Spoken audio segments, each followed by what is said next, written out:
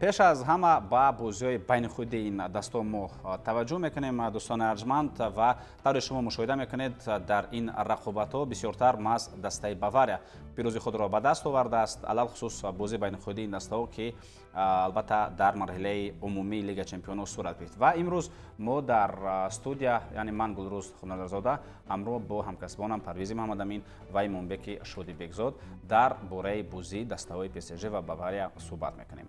хуб, ин дастҳо тавре ишора кардем, аллакай як бозиро бо ҳам баргузор карданд ва ин бозиҳои байнихудие ки шумо мушоҳида мекунед албатта аз он далолат медиҳанд ки алалхусус дар майдони хонагии дастаи ПСЖ дар Парк де Принс Бавария пирӯзиро ба даст оварда метавонад. мисоли охирин ин зери роҳбари Винсан Компани ҳамон пирӯзӣ дар шаҳри Париж аст. бале, умуман агар мо бигирем дар се бозии охирини сафарӣ дар Париж маҳз Бавария тавонистааст тими мизбонро мағлуб кунад. умуман таърихи рақобатҳои байнихудии ин ду дастаро агар мо варақгардон кунем, он ҷо ҳам бештар ғалабаҳо маҳз аз сӯи Бавария ба даст оварда шуданд. ҳатто ҳамон финали Лигаи Чемпионҳоро дар соли 2020 метавонем ба хотир биёрем ки он ҷо ҳам Бавария назар ба ПСЖ қавитар буд ва 1-0 дар финал ҳам комёб шуда буд. хуб, Имонбек, мо метавонем рақобати дастҳои ПСЖ ва Баварияро финали бармаҳал ном мебарем, яъне аз рӯи бозии худ ин дастаҳо бояд ба финал мерафтанд агар дар ду тарафи сетка қарор медоштанд. мо финали бармаҳалро вақти рақобатҳои Бавария Реал Мадрид мушоҳида кардем, ҳамчун бо Сити ҳам як бозии бисёр ҷолиб буд.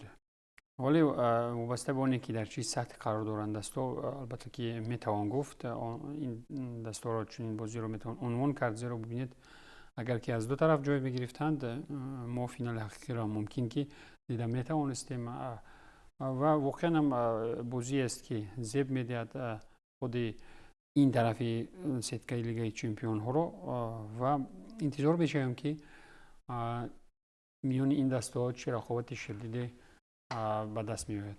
бале, хуб, биёед мо андаке дар бораи худи дастаи ПСЖ ҳарф бизанем, яъне сараввал ба бозии ПСЖ мо таваҷҷӯҳ мекунем ва баъдан боз дар бораи Бавария ҳам суҳбат мекунем. шумо кадом омилҳоро гуфтан метавонед ки бо истифода аз онҳо дастаи шаҳри Париж метавонад қаҳрамонии худро дифоъ кунад? ин пеш аз ҳама нигоҳ доштани ҳайате ки дар қиёс бо мавсими гузашта буд, яъне мо агар ба пуррагӣ таҳлил кунем, пас диданамон мумкин ки аз бозигарони асоситарини мавсими гузашта танҳо ду нафар нестанд, яке дарвозабон Донарума ва дигаре нимуҳофизатгар ки осеб гирифтааст Фабиан Руис. дигарон бале баргашта баргашт ҳам якбор ба майдон омад. бале, дар умум агар бигирем, яъне бубинед ки ҳайате ки ба як дастоварди таърихӣ ноил шуда буд дар футболи фаронсаву худи таърихи бошгоҳи Пари Сен-Жермен имкон дорад дигарбора унвони худро дифоъ кунад. чизи дигар албатта студи мураббиён ҳаст ки бо роҳбари Луис Энрике фикр мекунам корҳоро хеле хуб ба роҳ мондаанд ва муҳимтар аз ҳама барои ман ин аст ки Энрике тавонист марҳилаи умумиро гарчанде чандон хуб сипарӣ накунад, аммо дар плей-офф омада ҳамон қудрат ва тавоноии худи ПСЖ-ро аз нав барқарор кунад. ва ӯ дирӯз зимни нишасти матбуотӣ ҳам иброз дошт ки албатта ӯ агар ҳамин ҳоло дастаҳои иштиёкчии мусобиқаро таҳлил кунад, ба назари ӯ Бавария воқеан ҳам аз дигарон шояд андаке фарқ мекунад. аммо ӯ гуфт мо ҳам ҳаракат кардаем назар ба мавсими гузашта беҳтар бошем ва албатта даъвоҳои худро дар майдон нишон диҳем. дар маҷмӯъ ман фикр мекунам ПСЖ бо ҳамин чизҳое ки болотар гуфтем қудрат ва тавоноӣ дорад. илова бар ин онҳо пеш аз бозиҳо дар баробари Бавария ду пирӯзии пай дар ҳам бо ҳисоби калон 3-0 дар чемпионати дохилӣ доштанд ва ин тафовути имтиёзҳоро бо Ланс дар ҷадвал хело назар раст кард. акнун дар чемпионати дохилӣ ҳам фикр мекунам чизе монеи кори ин тим намешавад. ҳатто дар идома бозие ки рӯзҳои истироҳатӣ бояд сурат гирад, он ҷо ҳам метавонанд боз каме ротатсия кунанд, яъне ба футболбозони дигар такя кунанд ва аслан бо тамоми қувва ва нерӯи худ тайёр бошанд ба набардҳо бо Бавария. ман мехостам иловатан дар мавриди хатти дифоъи дастаи парижӣ чун яке аз омилҳои бартариятнок сухан дошта бошам, зеро бубинед ҳарчанд ки имсол шумораи голҳои сардодашта ба маротиб бештар аст, валекин ман фикр мекунам ки дар ҷамъи он омилҳое ки Парвизам ишора кард метавон гуфт ки Нуну Мендешу Маркиниус ба он таҷрибаи бузурге ки дорад бо Пачо و اشرف حکیمی چارگانه خط دفاع اینو قدرت دارند که در بازی بزرگ میتوانند از خود سر و صدا بلند کنند و به نظر من خط دفاع پاریس سن ژرمن قوی تر است از خط دفاع باواریا از لحاظ قدرت و آن نامی که آنجا بازی میکنند و چی استعدادی که اینها دارند. ولیکن این چیز رو وابسته به این من این چیز رو یکی از نقطه برتریتناک برای طرف پاریس سن ژرمن می‌حسابم. ولیکن نقطه ضعف آنها رفتن دوناروم است. با کل احترام به خود سافونوف و از هیئت بیرون ماندن شوالیه، دوناروم نفری بود که کاملا هم یکی از عامل‌های کلیدی رسیدن به فینال و حتی پیروزی در فینال لیگ چمپیون‌ها بود. عموما البته نقش دروازه‌بان‌ها در لیگ چمپیون‌ها همیشه بوریز است. ما می‌توانیم دوناروم را در موسم گذشته به خاطر آوریم، ما می‌توانیم یان زومی را البته در پیروزی دسته اینتر به خاطر آوریم، ما حتی می‌توانیم تیبو کورتوا را در غلبه رئال مادرید اینجا مثال بیاریم. ولی من می‌خواستم در باره یک چیز دیگر پرسان شوم، چون در باره نقطه ضعیف و بهبودی این تیم یعنی پی اس ژی حرف رفت. می‌خواهم توجه شما را به امور جلب نمایم. در دسته پی اس ژی این سال یگان نفر نیست که در همه مسابقه حتی 20 گل داشته باشد. برای مثال дембеле تنها 18 گل دارد، خویچ 17 گل. یعنی از این نگاه اندکی ضعیف بودن فوتبالبازان خط هجوم در مجموع، یعنی یک نفر به مثل کین یا دیگر پیدا نشدن در این دسته میتواند باعث بر آن شود که دسته پی اس ژی ناکام بگردد در این مرحله. агар хотиратон бошад вақте Килиан Мбаппе аз ПСЖ рафт, ҳамин гуна фикрро худи Луис Энрике баён карда буд ва ӯ гуфт ки он барои мисол 40 голе ки Мбаппе ба ҳадаф мерасонд дар як мавсим футболбозони дигар тақсим карда ба ҳадаф мерасонанд. Барои ман як нафар нест, се нафар гол зананд беҳтар аст. баъзеҳо инро дуруст қабул накарданд. як хандахаришам буд ба сӯи Луис Энрике, аммо тактикаи ӯ ва кори пешгирифтаи ӯ дар мавсими гузашта исбот кард ки на ин тарзи муносибат дуруст аст. ва бинед албатта дар қиёс бо мавсими гузашта мо барои мисол андаке сустар шудани Бредли Барколиаро метавонем ишора кунем аз ин сегона, аммо дар маҷмӯъ агар бигирем фикр намекунам ки ин мушкилӣ бошад, чунки дар плейоффи Лигаи Чемпионҳо агар аҳамият дода бошед ҳамин мавсим 17 гол аст аз сӯи ПСЖ ва ин аз ҳама нишондиҳандаи хуб мебошад. و یک برابری که احساس می شود. ببینید همون کلکتیویسم به اصطلاحی که میگویم، ببینید امباپه در رئال مادرید هم اون امور برقراری خود رو که هر موسم نشان میداد، نه هم وقتا به نفع دسته است. مهم برای انریکه و اون نفرانی که جوابگرند مسئولند برای نتیجه پی اس ژی این نشان دادن بازی برقرار و احساسی برابری در میدان. ببینید یک از ستاره رخشانترین نشده همه برابری یک انتظامی خاصه برآمده می شود و دو گلی سه گلی بین اینا تقسیم هم شود، مهم نتیجه به دست میاد و ما فکر میکنیم که برای پاریس سن ژرمن این از همه مهم. اینو اگر به فینال هم نبرند برای اینو این نتیجه قانع کننده برقرار حساب می شود، زیرا که ببینید آنها چون غالب فعلی لیگ چمپیون این موسم یک بازی خوب نشان میدن که آنها را امیدوار کننده می حسابند. خب ما نوارای بازی بین خودی همین دستور رو در مرحله عمومی لیگ قهرمانان این زمان مشاهده کرده استادیم و معلوم است البته اینجا باواریا پیروزی خود را به دست آورد، ولی میخوام توجه شما رو به یک چیز جلب نمایم که پرسینگ بسیار هم خوبه که دسته باواریا دارد. در همین بازی ماز همین چیز باعث بر آن شد که باواریا در میدان خانگی پی اس ژی این دسته را شکست دادن توانست. سال هم از همین جا پیدا می شود که در بازی در پیش بوده هم باز باواریا همین شکل بازی را پیش می گیرد به مثل اونی که در همین رقابت بود و با این پیروزی را به دست آورد در سفر. аслан агар аҳамият дода бошед давоми солҳои охир ман аз даврае ки Луис Энрике роҳбарии дастаи ПСЖро бардошт гирифт, ин дастаро мағлуб кардан кори чандон осон нест. мо бозиҳои муҳимтаринро агар ба эътибор бигирем, хуб дар финали чемпионати ҷаҳон Челси ҳамин корро кард. хуб дар мавсими кунунӣ дар Лигаи Чемпионҳо албатта дар марҳилаи умумӣ худи Бавария ва боз ҳолати дигар буд агар хатона Арсенал бале. яъне ҳастанд намунаҳои бисёр хуб ки худи Парис Сен Жерменро чӣ гуна мағлуб кунӣ. агар аҳамият дода бошед ПСЖ дар солҳои охир аз маркази майдон вақте тӯбро ба бозӣ медаровард зуд тӯбро берун аз майдон мезаданд то ин ки аз ҳамон аввал яъне вақте тӯб аут мешавад фишоровариро сар кунанд ва баромадан аз чунин прессинги баланди дастаи ПСЖ ҳам кори осон нест. ман фикр мекунам Бавария ғайр аз ҳамон варианте ки шумо болотар гуфтед дигар роҳ надорад, чунки даст кашидан аз баъзе аз ғояҳои худ, аз баъзе аз гӯем корҳое ки то имрӯз натиҷа медод дар ҳамин бозӣ ҳеҷ лозим нест, чунки PSG ҳам маълум аст ки аз он тартиб ва услуби асосии бозии худ даст намекашад, ақиб нишинӣ намекунад. ва гап сари бозои алоҳида рафт вақте ки PSG бохт онҷо, бибинед чи дар финоли ҷоми ҷоҳонии бошгоҳҳо ва чи дар бозои алоҳидае ки иборат аз як бозӣ буданд. бибинед дар бозии рафту баргашт як хислати муҳим ин аст ки инҳо ҳарду ин дастҳо аз стратегияи хусои худ даст нахоҳанд кашид. Он футболи ҷасуронае ки ба тренд ба қавли компаниро худи шахсиятуро ва короро табдил дод дар бундеслигаи олмон ва чи дар еврофутбол. бибинед инҷо ба фикри ман муҳим аст бозӣ, натиҷаи бозии аввал. вақте ки бо вуҷуди даст накашидан аз услуби худ аз ҳарду ҷониб натиҷаи аввал барои дил худ аст қаноатбахш хоҳад буд, ҳамон услуб боз дар бозии такрорӣ ҳам идома хоҳад ёфт, ҳамон вариант такрор меёбад мисли бозии Реал Мадрид Бавария. бибинед Бавария метавонист дар бозии ҷавобӣ хислати бозии тамоман дигарро пешниҳод кунад, вале ки аз он бозии ҷасуронаи худ даст накашид, ҳатто аз Реал Мадрид ҳам натарсид. бибинед ҳамон натиҷае ки яксонро боз дар он бозӣ такрор кард. ҳамин хеле дигар метавонад Бавария метавонад бо он қудрати бузурги ҳуҷумии хеш дар бозии нахустам пайваста ба ҳуҷум шитобад. ман фикр мекунам ки Пари Сен-Жермен аз ин чиз тарсон нахоҳад шуд. онҳо ҳам дар навбати худ ҳуҷумҳои ҷавобӣ хоҳанд дошт ва ба фикри ман сценарии бозӣ ва натиҷаи ин рақобати байни ду гранд дар бозии нахуст ҳавли фасл мешавад ва баъдан дар бозии дуюм ҳамон чиз такрор шудан мегирад. хуб, як соли дигар дар мавриди Пари Сен-Жермен, оё мо сатҳи баландтарини дастаи шаҳри Парижро аллакай мушоҳида кардем дар бозиҳо бо Ливерпул бошад ё қабл аз он, ё худ мо PSG беҳтаринро дар ҳамин марҳила ва шояд баъдан дар финал бубинем? ин суол аз куҷо пайдо мешавад? барои мисол, сатҳи баландтарини Атлетикоро мо дар бозӣ бо Барселона дидем, беҳтарин Баварияро дар бозӣ бо Реал мушоҳида кардан тавонистем, дастҳои дигарро метавонем гӯем ки яъне пики онҳоро дидем.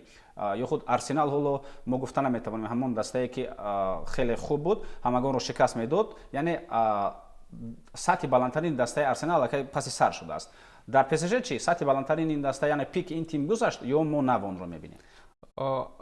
PSG мисли мавсими гузашта аст, чунки онҷо ҳам хотиратон бошад, аз январ сар кардан натиҷаҳо беҳтар шуданд ва то ба май онҳо ба дараҷаи асlan баландтарини худ баромаданд ва якмаром дар худи Лигаи Чемпионҳо мусобиқоти дохилӣ комёб шуданд. ман фикр мекунам аз байни бозиҳое ки то имрӯз PSG анҷом дод, бозии якум бо Ливерпул бениҳоят олӣ буд. шояд аз ҳама дараҷаи баландтарини PSG дар ҳамон рақобат буд ки ҳатто ба Ливерпул иҷозат надоданд як зарбаи рост сӯи дарвозаи онҳо занад. албатта баъзе мушкилиҳои Ливерпул дошт, вале қисман бояд бигӯем ки Ливерпули ҳамон давра андаке беҳтар шуда буд. лек PSG дар хонаи худ ҳатто иҷозат надод як зарба занад Ливерпул. ман фикр мекунам онҷо мо PSG воқеан хубро дидем. аммо гулрӯз як чиз дигар аст ки ҳамин давраи хуби баъзе дастаҳо агар барои як ё ду бозӣ рост ояд, баъзе тимҳое ҳастанд ки ҳамин дараҷаро дар сатҳи муайян 2-3 моҳ махсусан нигоҳ дошта метавонанд ки ин бубинед дар пойгаи чемпионӣ, дар роҳи ба даст овардани ҷоизаҳо нақши калон дорад ва PSG фикр мекунам ин шабрӯз метавонад ҳамин дараҷае ки барои мисол дар бозии якум бо Ливерпул нишон дод, ҳатто дар рақобат бо Бавария ҳам нишон диҳад. агар қиёс кунем, ман фикр мекунам ки PSG он PSG мавсими қаблӣ нест. мо агар ки то Бавария ҳарифонашро муқоиса кунем, Ливерпул порсола чӣ хел буду, Ливерпул имсол чӣ хел аст. аз ин рӯ он ҳарифоне ки бо PSG то ин марҳила рӯбарӯ шуданд, чи Челси соҳиби дучори мушкили хос аст, чи Ливерпул як дорои буҳрони домонадор дорад рӯбарӯ шудааст. ва ман фикр мекунам ки агар ки Пари Сен-Жермен зидди Бавария он бозии порсоларо нишон дода тавонад, агар мо метавонем гуфтан ки PSG дар авҷи аълои худ қарор дорад ин мавсим.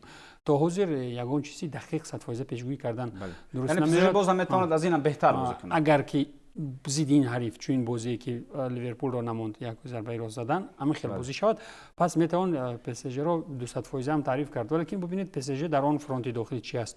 ранги тамринои дастаҷамии пеш аз мавсими аст. онҷо агар ки дар кор шавад бо ҳисоб бузург шикаста мехӯранд, ягон чизро аз даст намедиҳанд, дар садри ҷадвал қарор доштан мегиранд.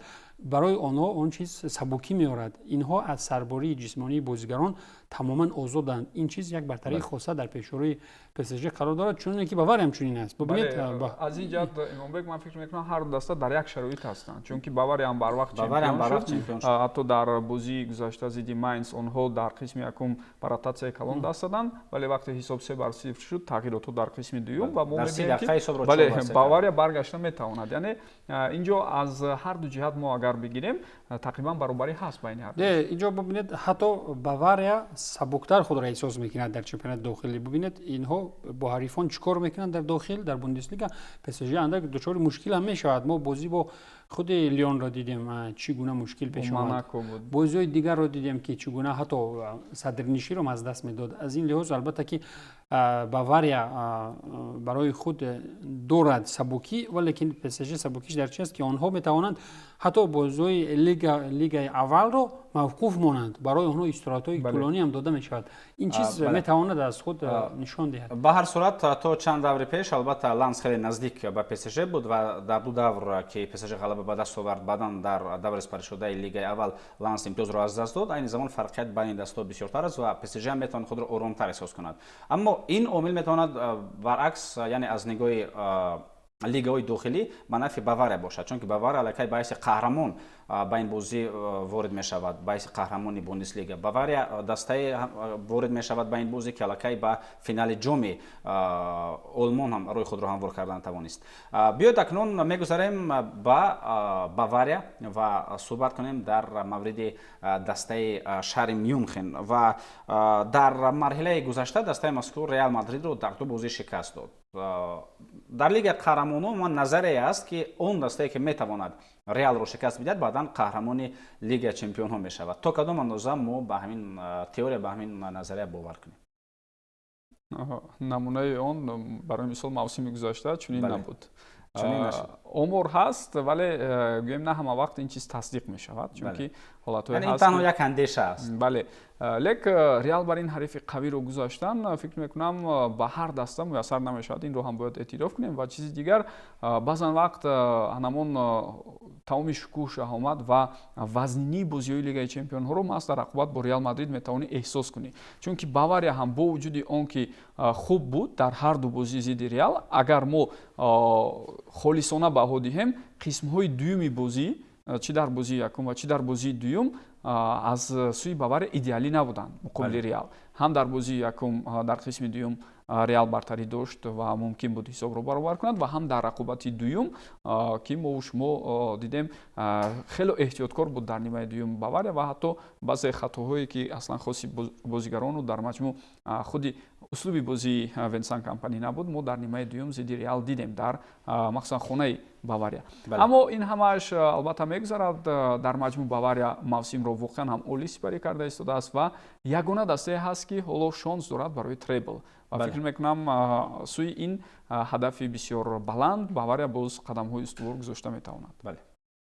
وضعیت روانی البته کمک میکند برای دسته که شاهی لیگ چمپیون‌ها را شکست میدهد. این انگیزه ایلوگی بخشیده میتواند، ولی ما اگر که اقرار شویم ببینید ریال مادرید دو موسم اخیر به جایزه جنبست میکند و ریال با اون مشکلات خود با اون بحرانی که دارد در داخل حساب پرابلم کادری نبودن تأسیس وزیر مربیگی، ریال البته اون دسته نیست دیگر که ما میتوانیم با باوری گفتن که کدامی که ریال رو شکست داد میتواند در این سنگر تواند قهرمان شود. ریال الکی در یک برای خود یک استاتوس یک موقعی رو مهر زده است در نامش که دیگر آن اگر موسم آینده هم همین طور شدن رفتن گیرد دیگر از نام و نشان ریال هم استوسته هم خیلی پایان شدن میگیرد. بله.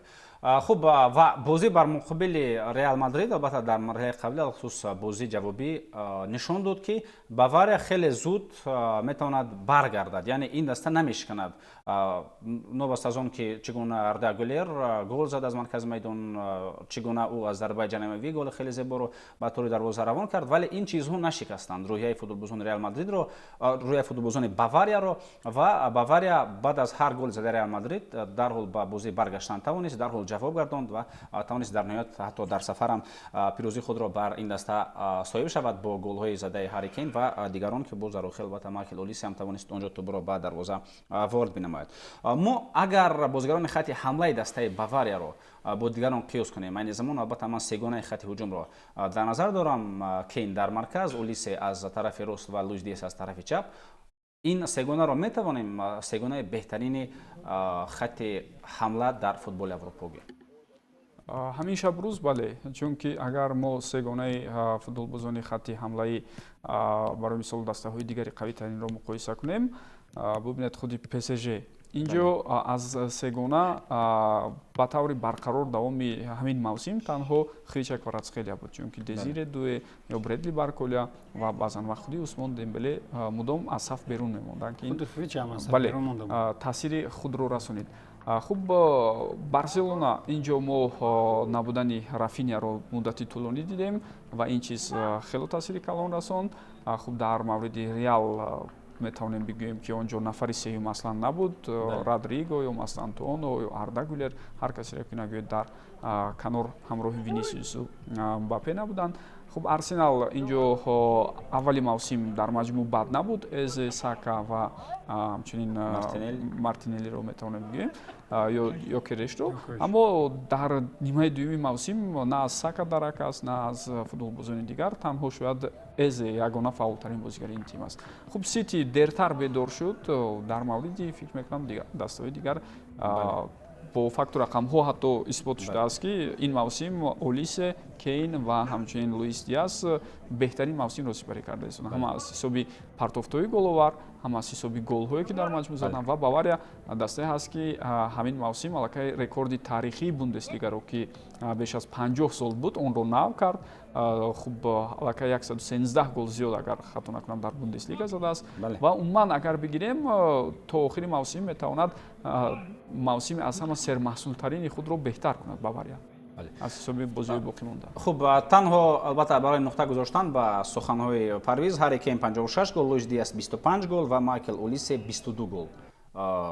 ин футболбозон дар маҷмӯъ дар ҳисоби худ доранд дар ҳамаи мусобиқаҳо ва аз ҳамин ҷо суоле пайдо мешавад ки агар дар Лигаи Чемпионҳо Бавария пирӯзиро ба даст орад, тӯби тиллоиро ба Ҳарри Кейн медиҳанд? вобастагӣ дорад аз натиҷа дар ҷоми ҷаҳон ки ин ҳам хеле муҳим аст. фаромӯш кард.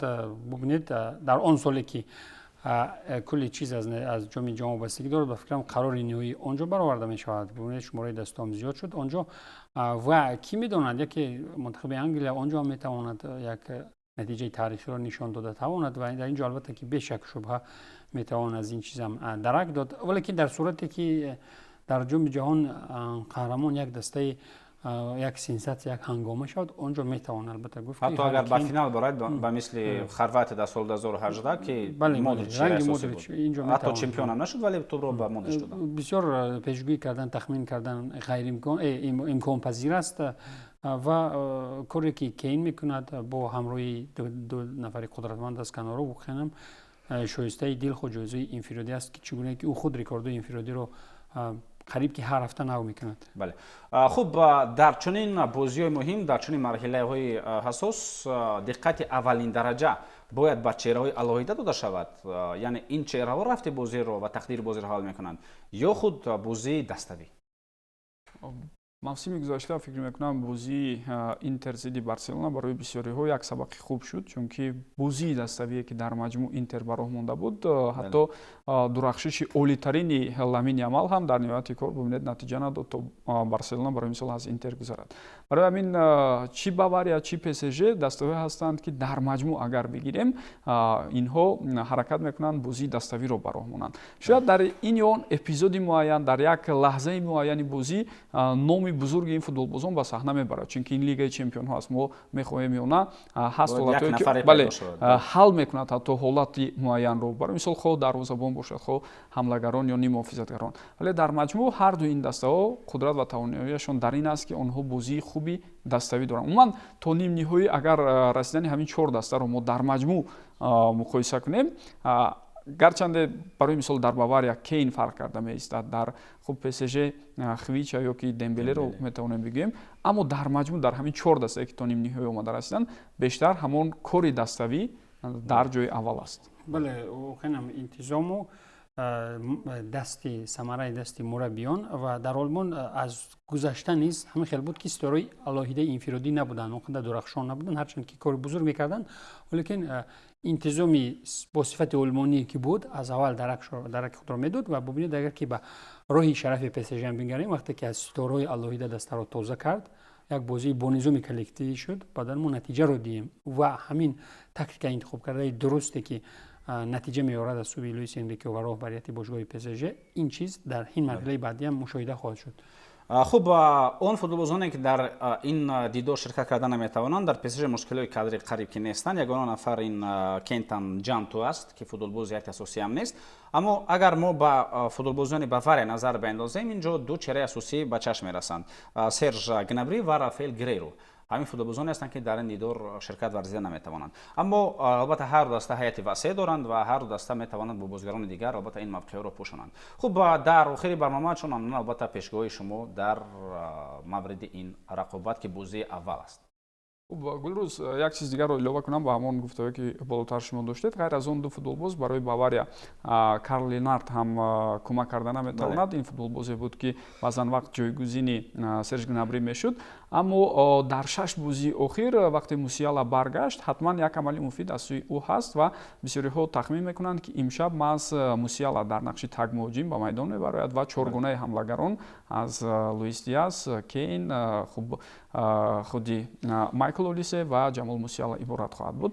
ман фикр мекунам ҳамин чиз таъсири худро мерасонад, чунки Герейруро ба ҳар ҳол дар канорҳои хатти нимуҳофиза, хатти дифоъ футболбозоне ҳастанд ки иваз мекунанд. дар мавриди натиҷаи ин бозӣ бошад, хуб, ба ҳар ҳол ман фикр мекунам бозии якум аст ва ман ба эҳтимоли зиёд мусовиро дар ин бозӣ фикр мекунам мо шумо мебинем. бале, хуб, Эмомбек. бисёр ба пирӯзии минималии Пари Сен-Жермен моил шуда метавонам дар майдони Парк де Пренс ва ҳамчунин варианти мусовиро ҳам истисно намекунам. бале, хуб, албатта дар ин рақобат, чун дар ҳайати ҳар ду даста футболбозони беҳтарин дар хатти ҳуҷум бозӣ мекунанд, мо бояд фаромӯш накунем ки чунин бозиҳо бо тактикае ки дастҳо доранд бозии кушод, албатта ҳамеша бозии сергол сурат мегирад. хуб, ман инҷо албатта бозии серголро интизор ҳастам ва шояд ҳатто ҳисоб 2-2 ҳам шавад ё худ ҳисоби аз ин калонтар ҳам бошад, яъне мусовӣ, вале мусовии сергол.